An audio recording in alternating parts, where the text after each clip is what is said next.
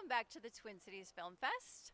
Tonight we are showing Incompleteness by David Ash, Part 2.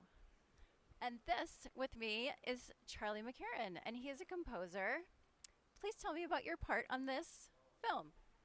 Yeah, so I've worked with Dave for 12 years or so on different films, including Twin Cities, and he came to me with the Incompleteness series, and it was really fun. I got to compose using kind of the style of his previous films, but this time, blown out into, I don't even remember how many hours total, but like 5 to 6, a lot of hours, in part one and part two of season one. And so I was, using a lot of electronic sounds, some like choral sounds, but all a lot based on one small piano theme, and that comes back over and over. And in part two of season one, I was realizing, okay, I got this season one soundtrack started.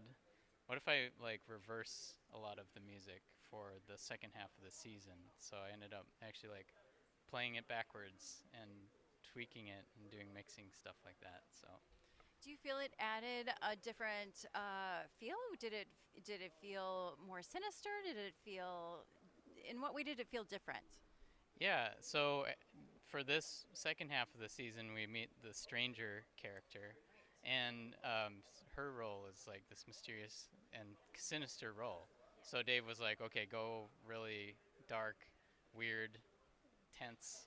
And so it's probably some of the craziest music I've written in terms of electronics. So, yeah, hopefully people enjoy that. He said that you added depth to the second to his incompleteness as a whole.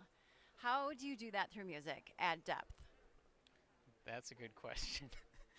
That sort of comes out by instinct, but music itself will add some extra layer that's not there. And sometimes directors shy away from music at first when they're like, well, I don't know if it's going to influence people too much, but it it's like a great extra tool to have in your tool belt.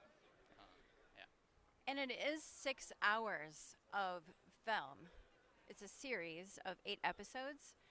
And how long did it take you to completely compose?